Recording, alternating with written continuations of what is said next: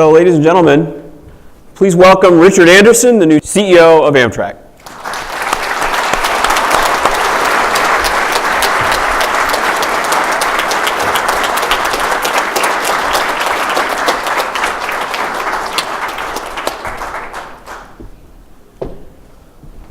Thank you.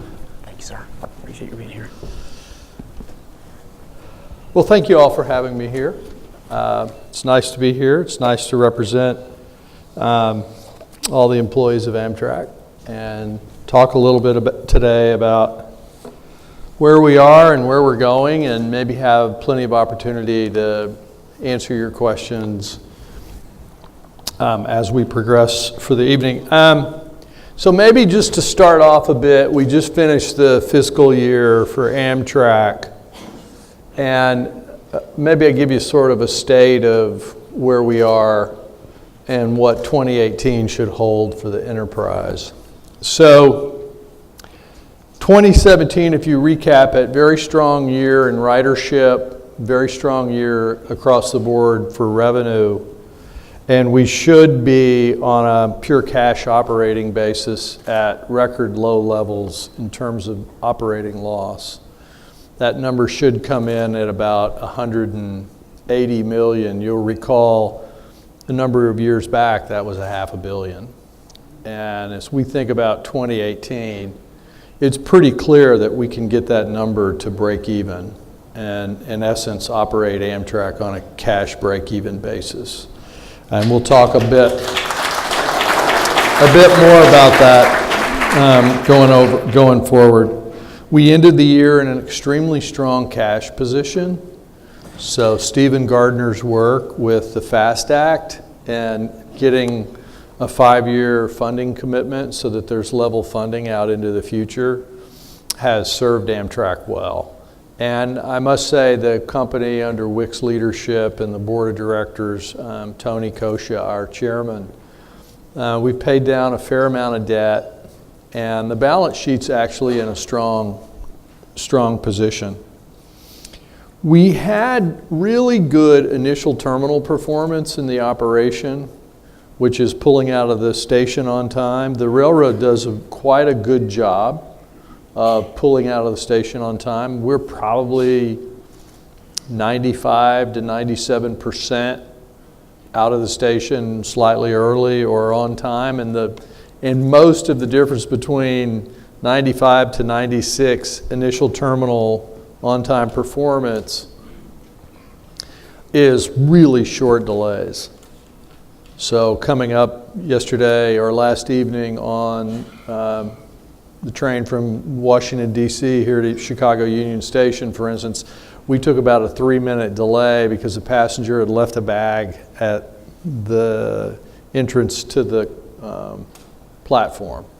Well, you're not going to take off and leave the bag at the entrance to the platform, right? So, but my point is even if you look at those delays, the railroad has very few initial terminal delays, but we probably have we ran at about 79% endpoint on-time performance, and that number's got to come up. And we'll talk a little bit more about that. Overall, we had sort of flat performance in our internal safety goals, although our lost time accidents were down significantly. We had some really big positives with the annual grant process, and right now the annual grant process, which we'll complete and have the board approve in February, and the continuing resolution, or in the event we get a budget, both the House and the Senate versions have our funding remaining at about $1.5 billion. And that level of funding is a good level of funding for Amtrak going forward, particularly as we push our cash operating loss on an operating basis to zero. So good work on the annual grant process last February. It should go smoothly again this February. And then we will file again our FAST Act 5-year plan. And for rail enthusiasts, there may not be very many of us that actually read that document from start to finish, but it is a really good blueprint of what the next 5 years hold in terms of investment. Now, some of that will end up reprogrammed because when you get in the year like we are right now in 2018, we get much more specific about where the capital is going to go and where the investment will go in the railroad. But overall, the FAST Act has been very good for Amtrak. We had big progress in Penn Station. And I think the really big progress in Penn Station, we had had some failures on the engineering side at Amtrak in terms of delivering projects. And one of the things I learned about Amtrak after I volunteered for the job was it's not just a railroad. It is a railroad with a really big construction company. So this year across the enterprise, between agreements with our state partners and our own work, we will do probably close to $1.4 billion of engineering construction in the infrastructure. And that's a big number. And remember, in a lot of places, you don't get to work in December, January, February, and part of March. The weather's just too bad, right? And frozen ground is really hard to deal with. So you basically have about an 8-month construction season at a time when everybody wants to run their trains on the track and not shut the railroad down at night to get all the work done. But under Wick's leadership in 2018, we are starting a rolling long-term engineering strategy for the railroad.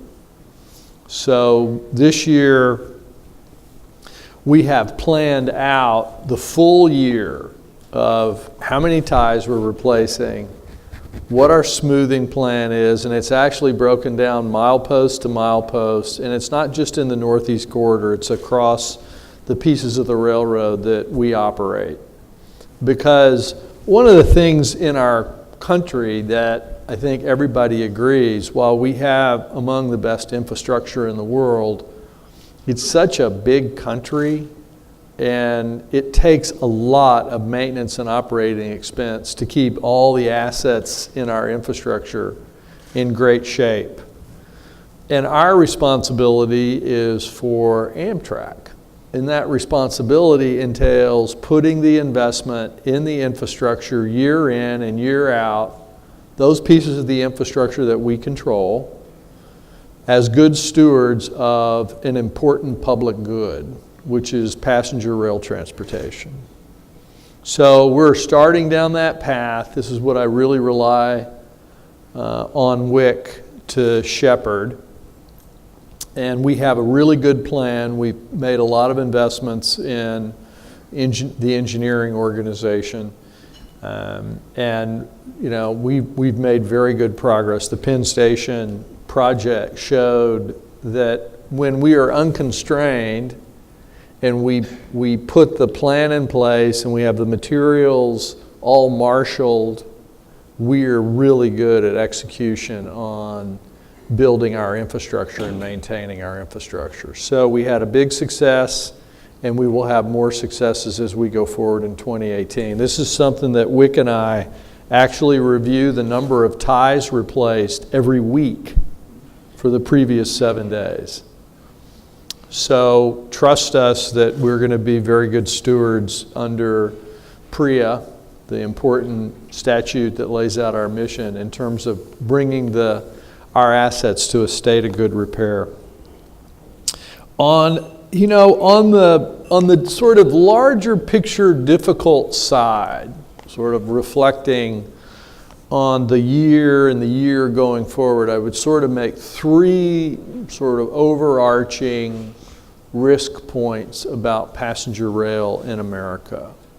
The first one is the administration has proposed eliminating funding for the long distance network. And this has been a recurring theme over time in government, and I don't think it's necessarily one that's going to go away, but we have an Office of Management and Budget and the executive branch of the government that has proposed abolishing a large part of the national network. And there is always an amendment in Congress in the various committees of the House and or the Senate, usually in the House, when our budget comes up, that propose elimination, and it will garner several dozen supporters in the House. But that one is always going to be there because of probably because of the broader policy issues in terms of deficit spending in America. If you think about our budget in America, the way I think about it in basic arithmetic, as a country, we take in about $3 trillion comes into the cash register, and we spend about 3.7 trillion every year. So when you think about, and if we have a tax package that adds to those deficits, we just have to be mindful, as we navigate this issue.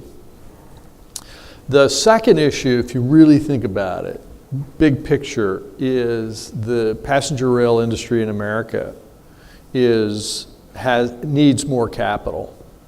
In the Northeast Corridor is the prime example, when we have the Gunpowder Bridge, Portal Bridge, East River tunnels, Hudson River tunnels, the Baltimore tunnels. That infrastructure is well over 100 years old. And it is true, and it's probably a very good thing in America that we sweat our assets. We really do. Think about the airplanes that the president flies on. Commercial airlines retired the equivalent airplane that Air Force One is. That technology was retired years ago. It's 1960s technology. And it's not bad technology, it's just you need to understand the proposition that in our country we do sweat our assets, which is probably a good thing. But we also need to be mindful of the fact that when you look at the really long-term needs around capital investment in passenger rail infrastructure, and for that matter, I'm certain if the National Highway Association were here, they would say the same thing about highways. And the people that run barges up and down the Mississippi River would probably argue that there needs to be more investment in the locks and dams and flood control up and down the Mississippi River. So there's this need for infrastructure in America, and we're all competing for that infrastructure. On the other hand, we're an incredibly rich nation by any measure. And when you compare where we are as a nation to really virtually any other nation in the world, we have incredible resource. And I think it's really up to the leadership of the country to figure out how to marshal that resource in the right way so that we have the infrastructure that we need long term. Let's look out to 2018. And we've made, and I'm going to leave enough time for, what time am I done so I don't talk the whole time? When are we going to start Q&A? What time do we start Q&A? We start Q&A in 10 minutes. All right, I'm going to be quick. And we'll cover some of this and get to your questions on Q&A. We look out to 2018. Let's be specific about what we want to accomplish. We have set a net operating loss reduction of about $20 million. I think it's going to be substantially below that. So I think we can take the operating loss at Amtrak down significantly in 2018. And a lot of that is just the normal work that when you come from a for-profit industry that has shareholders and Wall Street, you have a laser focus on expense management and the sorts of things that will hopefully give us more credibility when we go to our regulators and we go to Congress. So a really aggressive expense management budget. Number two, at the same time, what that allows us to do is free up more capital So our capital budget in terms of investment back in the rolling stock and the infrastructure is going to be probably an all-time high. So we want to put infrastructure investment back in our rolling stock and back in the railroad itself. So that capital budget, hopefully we're going to get to about $1.8 billion. So when we run a really good railroad and we have a break-even operating loss, then we can afford to put more money back into the quality of our cars, the quality of our ride, and our rail infrastructure. I have to say, coming from a consumer industry, that Amtrak is not customer-focused enough. And when I say customer-focused, I mean running the trains on time, with bathrooms that are clean and smell appropriate. My reading light works, my plug works, the outside of the train's been washed, the air conditioner works. But I will say the one thing that I've been incredibly impressed by are the friendliness and the professionalism of the Amtrak employees on the train. I think they do tremendous, I really do. And they really are a professional, committed group of people. And in many instances, when you look at our rolling stock, we've got to make up for rolling stock deficiencies with good customer service, right? So you're going to see more and more investment and emphasis on the customer aspects of our business. We've got to run the trains on time. But then the third thing, so we talked about the bigger policy issue of wanting to abolish the long distance. Number two, the sort of very long-term issues around capital investment and infrastructure in our railroad, but also in the country. The third really significant problem is the host railroad problem. One of the leaders, I think we were recently described as an annoyance by one leader of a host railroad, and another host railroad leader recently was heard to say that we have a failing business model. And even though the original 1971 law was passed to relieve those railroads of their common carrier obligation under law, in return for a deal that we would run at incremental cost at a preference in operations over freights, and that was the deal that was cut, I think they have, in practice, retraded the deal. Because the long distance runs only at 50% on time and about 75% of the delays, and we're going to work on our 25%. I've got everyone focused at Amtrak that we should never be the cause of a passenger delay.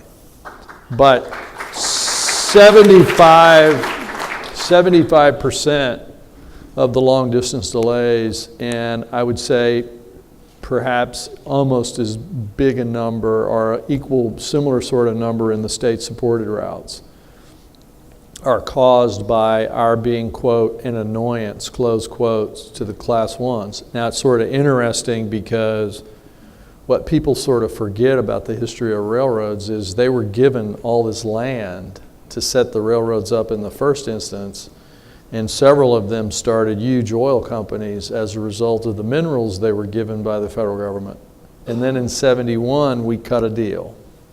And I have a rule in life: always keep your deals. So that is the third. So let's just summarize our sort of big, if I think what the board of directors of Amtrak asked me about what the big issues are that we face long term, it's this sort of lingering policy issue about long distance. There's huge support for the Northeast Corridor and state supported across the board. That's number one, and that's why the FAST Act broke out the financials of essentially of the three networks. Number two is just the capital deficit across America and infrastructure, and then more specifically how it affects railroads. And then the third big policy issue is the host railroad issue. Now, we did make a decision in this country years ago, unlike Europe and China and Japan, that we weren't going to have dedicated lines for passenger rail. I think it's probably too big a lift to think that we're going to suddenly be able to build in dense corridors, have the money or the capital, given the first two issues I talked about, to build dedicated sort of straight line right away for high-speed rail. But we do need, as a matter of policy in this country, given the demographic changes, we have to deal with the issue, because if you look at just the number of cars being sold in America, Hertz and Avis, and how many rentals they're getting, the world's changing. And the world's changing to passenger rail, buses, and transportation on demand with your smartphone, where you just press a button and a car shows up. And part of that is to be able to link all these intermodal means of travel together. And we play a critical role, passenger rail plays a critical role in the long-term urban transportation and national network infrastructure of this country. And I certainly hope that our policymakers over time will, and they're figuring it out in the States. They're figuring it out in the States. You're not going to build more freeways. There's not going to be any more runways to speak of. There might be more, but noise and the issues around runways. So, and in fact, airlines are pulling out of all the local markets, the smaller markets. So we're going to play an important role in that, and you're seeing it play out in a number of cities like Denver, Minneapolis.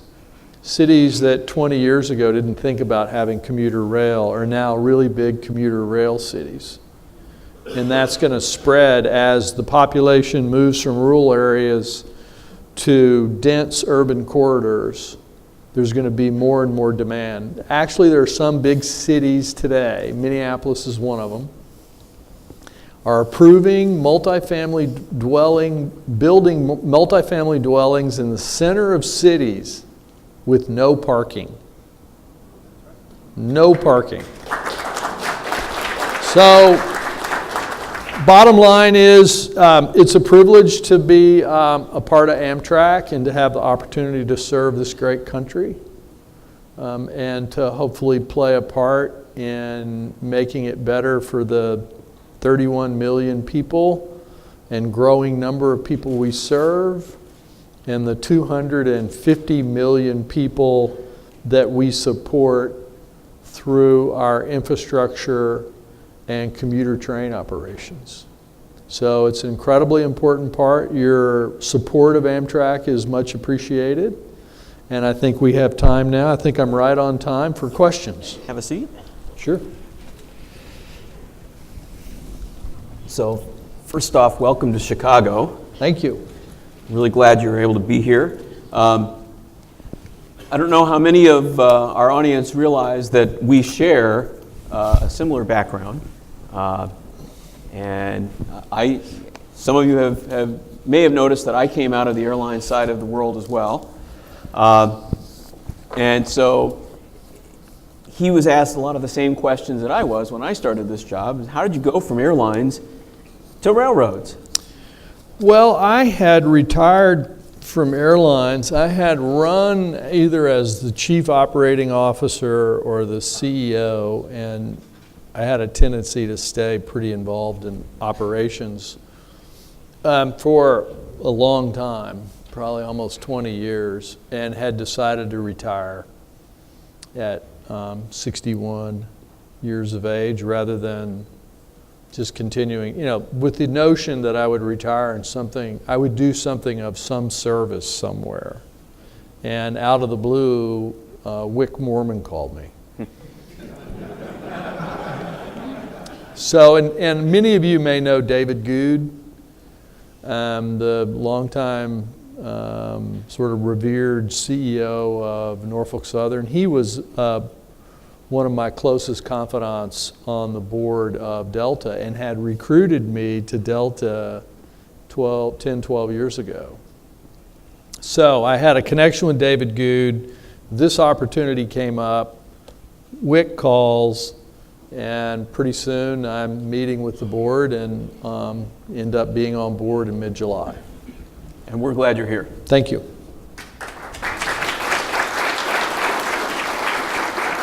So what we've done, we've asked the members for questions for you.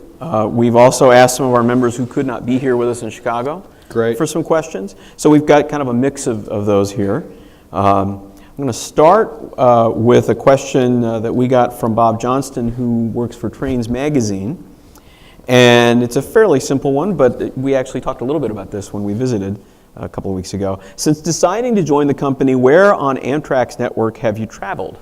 Routes and facilities. You know, I haven't traveled much. Well, I shouldn't say. I've traveled often on Amtrak's network when I was a kid because my dad worked for the Gulf, Colorado and Santa Fe Railroad. And I grew up in Galveston, Texas, which was the place where it was founded. Most people don't know that. But so I traveled a fair amount on the railroad as a kid before 1971. After 1971, I didn't travel on the railroad at all. And in fact, didn't fly in an airplane until probably 1975. It was Continental Trailways bus system. Yes. And then since I've been at Amtrak, I take the Acela and the Northeast Corridor all the time. And I've been on the Hoosier line, and I took the trip last night, and I've got my next trip coming up is up and down the west coast of the U.S. to get out west. Excellent. So the Capital was your first long-distance train, wasn't it? It was. It was. It was. What did you think? It was a good trip. I mean, except for freight train interference, which I think they knew I was on the train. But no, it was, I actually enjoyed it. I got a lot of work done. Yeah. You know? It's all productive time. It is that's productive what people time. don't really realize. Right. You're not standing on the line. And it gets back to the freight train interference. If you knew that was going to run reliably all the time, you know, it would be a really viable way if you have a business meeting in Chicago, a very viable way for people in DC or Chicago. It's, you know, rather than spend the money on an airplane ticket, a limousine, and a hotel, you get on the train, eat dinner, get a good night's sleep, get up in the morning and you're downtown Chicago for business or whatever, and you can be on the train on the way home. Exactly. But we've got to be able to run it reliably. The Capital really is one of my favorite routes, and for exactly that reason. I can do pretty much a full day at work and then jump on the train. Overnight I'm here, I can have my meetings, and it's ideal. It really is. Next question comes from Deborah Carter McCoy from Ramsey County, Minnesota. Billions in federal, state, and local investment have been made across the long-distance network to renovate old stations and build new ones.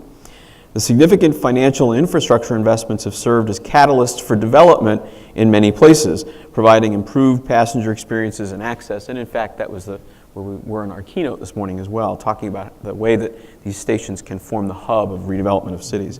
Please describe your vision and commitment for investments for improved service level, equipment upgrades, and enhanced onboard amenities along the long-distance network that will support those other investments that are being made by the towns and cities. I think the most important thing that we face on the long-distance network is the equipment investment that needs to be made. So now, the flip side of that challenge goes back to what I was talking about earlier, which is the long-term need for real capital commitment. Because, you know, the AM fleet, or the Superliner fleet, Superliner 1s and Superliner 2s, those fleets are either in need of replacement or stem to stern interior renovation. And having done a lot of stem to stern interior renovation on airplanes, it's a pretty daunting undertaking. But one of the things I want you to leave here today is one of our pillars. We have number of pillars. We call them the 6 pillars of 2018, which sort of define our work. By the end of this year, we've got to have the long-term fleet plan, really looking out about 10 years, nailed down. On the locomotive side, we're in the Acela, the Chargers and the Acela, we have a good plan. But the P42 diesels, we don't have a plan right now. And those locomotives probably have a 7 to 10 year life remaining. They have some structural issues because the fuel tank is part of the structure of the chassis of the locomotive.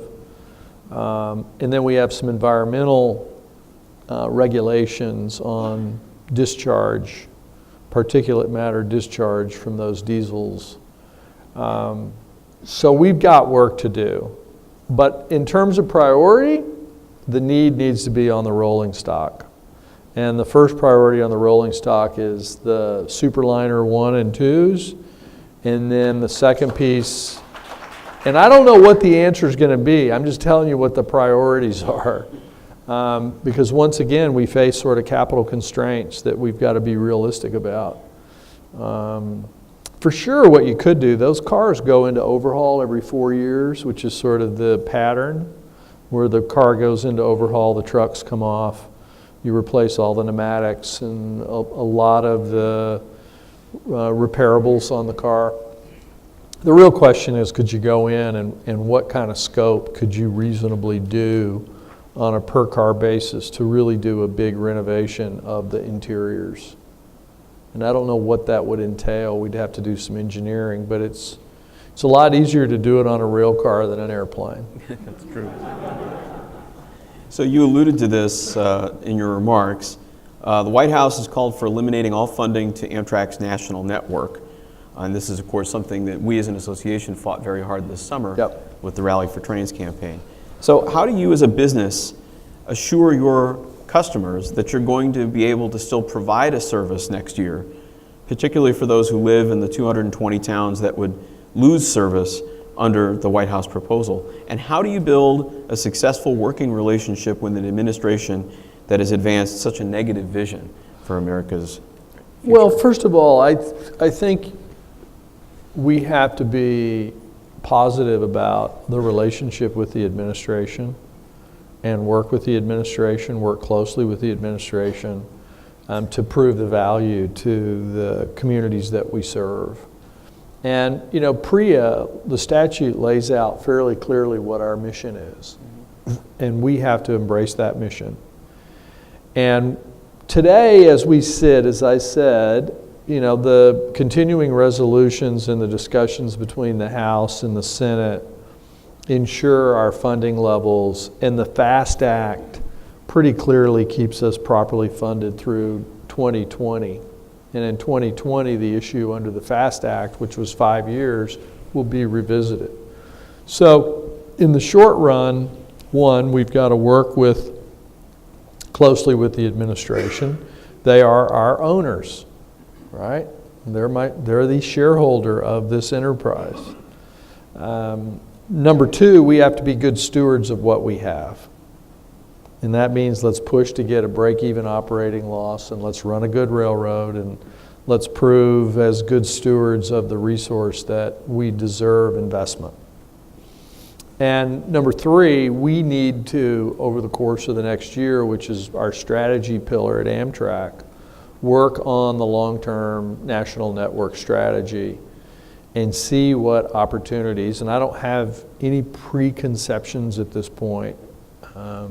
We have a lot of work to do in the next 60 days to get our grant application for next year done and get our FAST Act filings done, which is a 5-year look.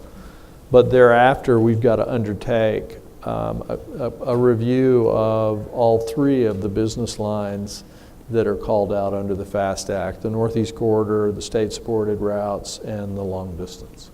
My sense is that there's a misunderstanding, at least in some circles in official Washington, as to what the national network is actually for. I think there's a perception among those who frankly haven't taken the railroad that the Empire Builder, for example, exists so that you can travel from Chicago to Seattle. Well, of course it doesn't. It exists so that you can go from Fargo, North Dakota to Minneapolis. Right. Well, I mean, that's, there's only 6% of the long-distance customers travel from the beginning point to the end point on the route network. And so what the real purpose of the national network is to connect small cities and large cities, but to provide the most utility, if you read PREA closely, the most utility to the most Americans across the country. And much of what we do is serving cities, and you see it in how our load factor works. You know, our trains run about half full on average across the network. And as they're going into a city, they fill up. And as they leave a city, they get empty. They run for a while. They start filling up again, get into a big city, leave full, and then get empty again. And it, in some respects, reflects the change in demographics. You know, because a lot of the trains were put in place at a time when we were a very different country, right? We all lived in places like Galveston, Texas, and now everybody wants to live in the city. So that's what we need to try to figure out how to address. Because when you think about where the real opportunities in many instances ought to be is 450 miles, 400 to 450 miles. If you look at airlines, they've abandoned 400 to 450 miles. And if you think about what would be the most utility, take Chicago Union Station. We have the best example of one here, the Hiawatha. The Hiawatha is an example of where we provide huge utility, and all you need to do is try to drive from Milwaukee to get into work in the morning to find out that you want to be on the Hiawatha. Right. But the Wolverine, you know, the Wolverine 3 times a day, and let's get track speeds up and run it really reliably. Minneapolis, you know, 3 times a day. These corridors are going to be the dense corridors where over time population is going to migrate. And when you think about it on the Northeast corridor, that's where the housing stock is. And that's where the housing stock is in a lot of places in America, existing housing stock. Mm-hmm. So we have to think about the Northeast network or the national network in that very same way, about how we provide the most utility to the most Americans possible. Okay. Next question. CSX President Hunter Harrison recently stated that the host-Amtrak relationship is, quote, almost designed to create conflict, and he doesn't see things changing unless freight railroads see something in it for them. Do you see any near-term steps Amtrak can take to make host railroads feel they have something at stake in getting Amtrak passengers to their destination on time? Well, I mean, I think the first thing you do is go back to the law. I mean, yes. Hear, hear. Hear, hear. I mean, we are a country of laws, not men, right? The old saying, or I guess I should say men and women. Excuse me for my faux pas, but I mean, we are a country of laws, not men and women. And there is an obligation in the law today. And we should be working better together with the freight railroads, but that's the policy decision that our Congress and our president made a long time ago and have kept in place. And I think it would behoove all of us to try to figure out how to make it work. And I'm certain that what they're probably hunting for, since it's a hedge fund that runs CSX, is they're hunting for more payments so they can have bigger dividends and share buybacks. And that's what his responsibility is. So we also have a few questions that were submitted by student fellows from the Eisenhower Institute are here. I saw you. Can you guys just put your hands up for us? There you go. Eisenhower Institute, welcome. Thanks for being here. Yep.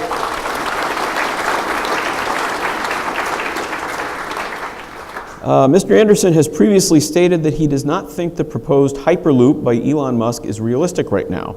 Regarding future innovations for passenger transportation, and specifically passenger rail, what are the realistic innovations or plans? Well, look, in that same comment, I said I think it's wonderful in a society to have innovators and people with very good long-term vision, because I think the work that the private industry has done in space launches and electric cars is really good for the society. And that's what's kept America. Innovation has been one of the great engines of this country. So don't get me wrong, I think that's all tremendous.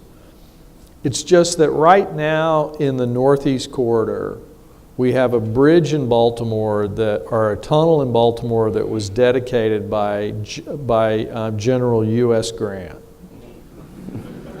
We have the Gunpowder Bridge, which is just about the same age, and these are bottlenecks, right? There's only one way to get up, and by the way, the freights use all these too. It's our asset, but the freight railroads depend upon these same assets.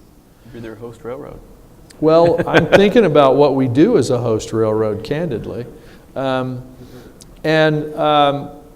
So I think it's well and good, but we have about 20 billion to 30 billion of pure infrastructure demand to replace 100 and 125-year-old assets on the corridor. And when I think about prioritization, because my sense is that Hyperloop and all these different individuals, they want a big government grant to get that done. And we need to fix the assets we have that millions of Americans rely on every day up and down the Northeast Corridor. We should fix those first before. But I think it's wonderful. I think innovation is wonderful. Huge supporter of that. But let's just get it in the right priority. So I don't spend any time on that, because what we need to be spending our time on is getting the design done and start turning dirt on the Portal Bridge on the Northeast Corridor, which is our first priority. The second thing we've got to do is we're going to renovate the Empire Tunnel this summer, and the Spuyten Duyvil Bridge. And we have another $1 billion worth of other infrastructure on the corridor. I'm focused on that. I'm hyper-focused on that. So here's another question about equipment, and you alluded to this a little bit earlier. Do you have any news on when National Network passengers can expect new equipment? And short of new equipment, is there anything Amtrak can do to refurbish and refresh its aging fleet or improve the onboard experience? Good question. Well, we talked about some of that. On the East Coast, we're doing a big renovation of the Am fleet.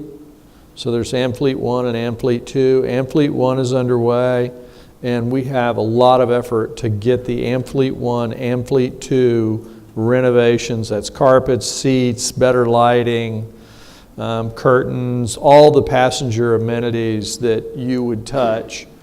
It's a really significant undertaking. So the Am Fleet 1 and Am Fleet 2 are underway.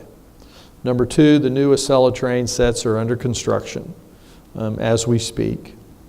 Number 3, we have the Charger locomotive order underway. I was just reviewing an agreement with the state of Washington on the new locomotives, new Charger locomotives in the state-supported network. I think there's somewhere around 63 on the full order of the Siemens Charger locomotives. We have a pretty big CAF car order for new diners, so we have 25 new diners. We have 8 new diners in service. I think the real question, so we've got the two Am Fleet 1 and Am Fleet 2, capital allocated, work underway. It's going to get done in the next 12 to 18 months. 2, we've got the new Acelas, and in the meantime, we're overhauling the current Acelas to get us that next 2 to 3 years. Number 3, we have the CAF car orders for 25 more diners. And 4, we have the Siemens Charger locos. 63 of them will be the full order for Illinois, California, Michigan, Missouri, and Washington.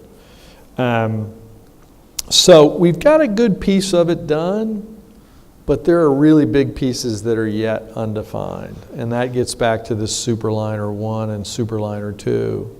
I mean, I think we try our very best, but the equipment is just dated. It's just dated. And there's one of 2 ways to deal with that. Replace it with new, but we have real capital constraints. And when you're in a funding world where there are funding pressures, how much of the cash are you going to put into that? Or number 2, is there a nose-to-tail overhaul that you could do on the interiors of those cars that would relife them, given the constraints we have on capital? I don't know the answers, but we're going to get the answers over the next year because it's one of our big projects from our board. Your predecessor, Wick Moorman. No, he's going to be co-CEO. He's not going anywhere. That's right. That's right. And he thinks he is. That's no joke, guys. Richard gave me his card a few weeks ago, and when you flip it over, Wick Moorman information's on the other side. So it's I swear to you, Richard is correct. So Wick told Congress that long-distance trains essentially break even on operating costs, and that about $500 million of the reported annual loss comes from the allocated overhead. So what are your thoughts on how cost allocations affect the public's perception of the national network's operations? And do you see any analogs with air carriers and the way they use publicly funded airports and obviously taxpayer-funded air traffic control? Yeah, first of all, everybody likes to look past fully allocated costs, but you can't. Right.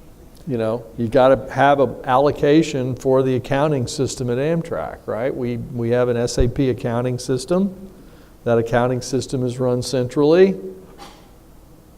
Some of that accounting system is used for long distance. It gets allocated some of the costs of the accounting system.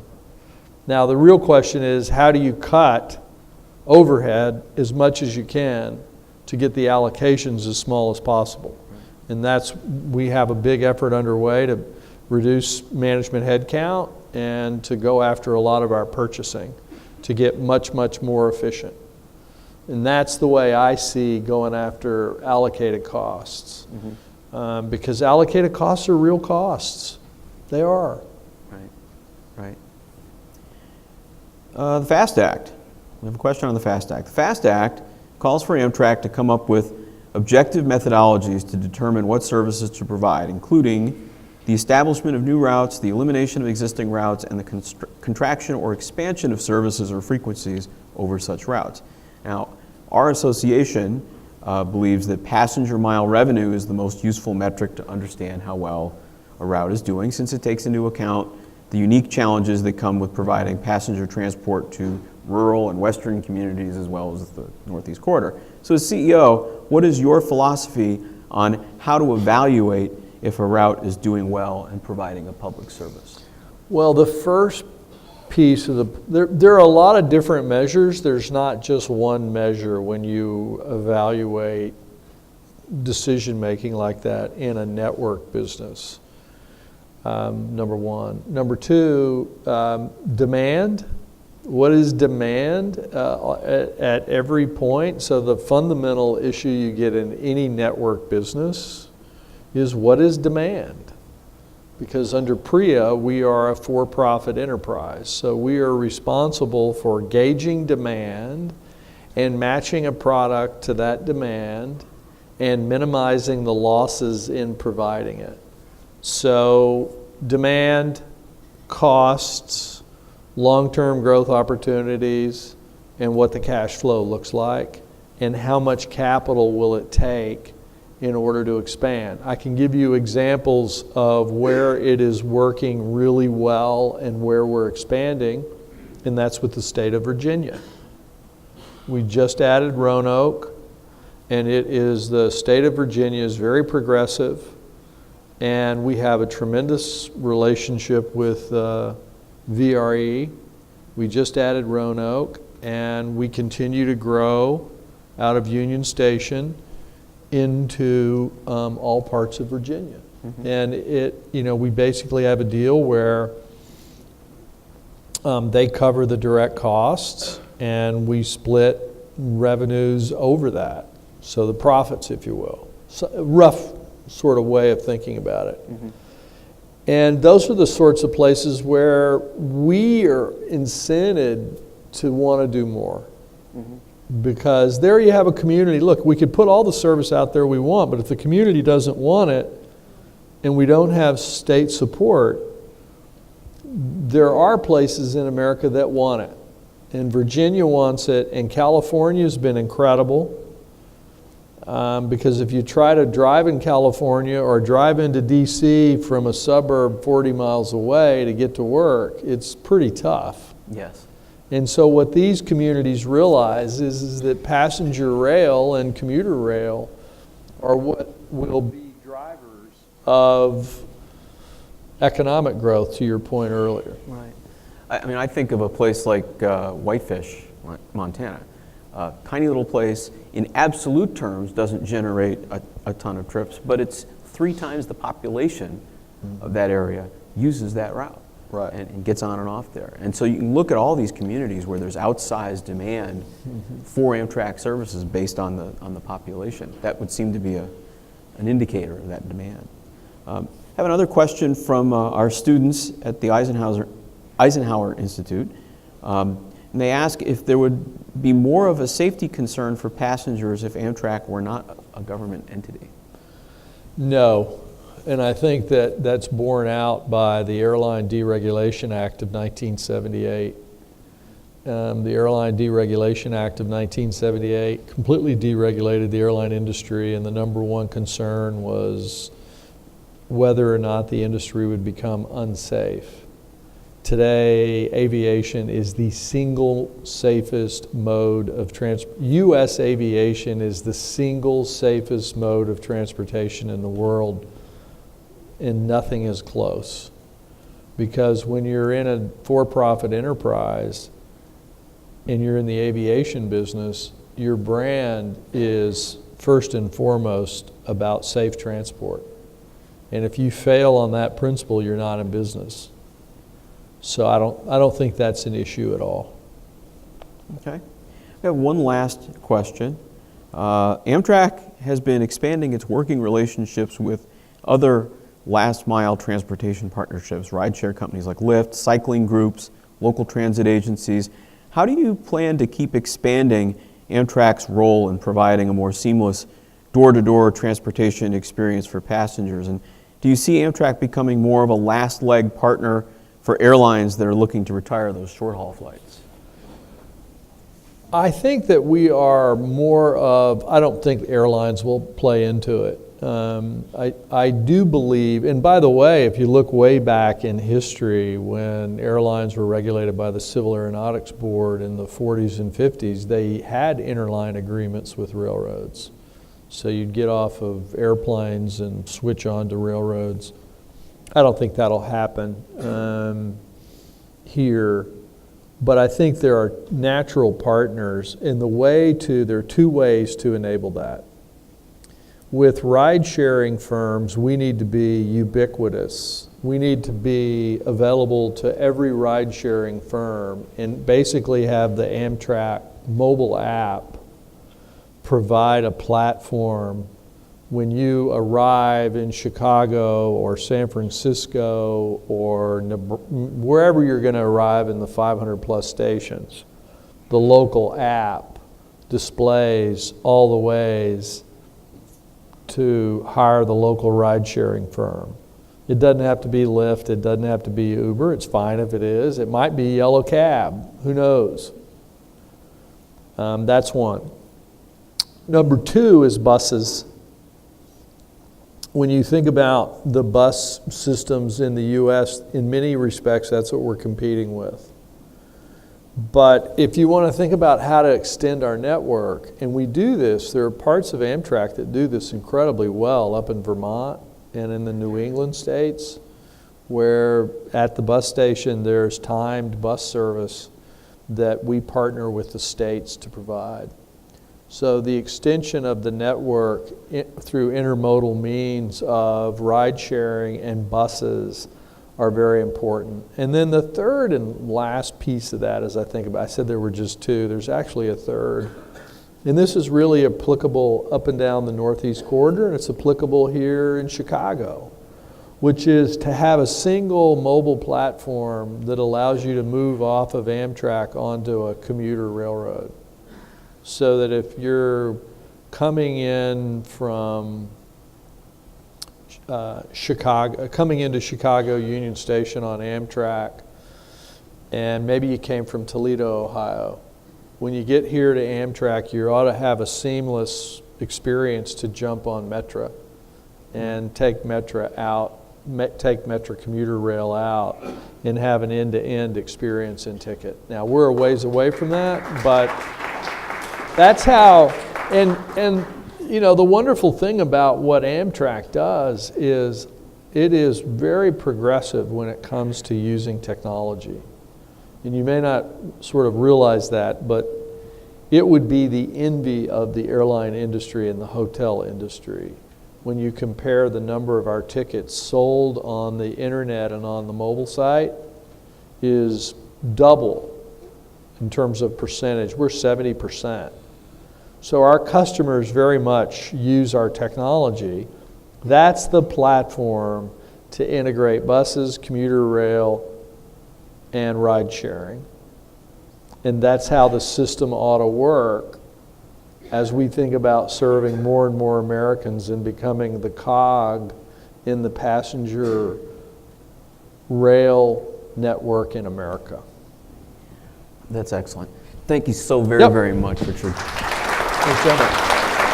Don't go away. Thank you.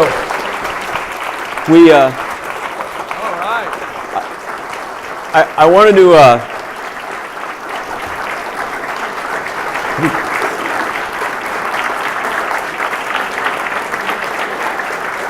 Thank you all. Thank you very much. Thank you. So one of the things I mentioned to Richard when we first sat down together was, you know, coming out of aviation, we all have airplanes on sticks, right? You know, everybody gets an airplane on a stick in their office. And I noted that rail doesn't have that. And so we thought it would be appropriate to make sure that How nice you are. Richard gets an example of the best customer service that Amtrak offers. There you go. That's awesome. And so that is a Superliner sightseeing car Yeah. with the windows that go up. And that is probably the pinnacle of the customer experience in Amtrak. It is. So Thanks so much. thanks so much for being here. Appreciate it.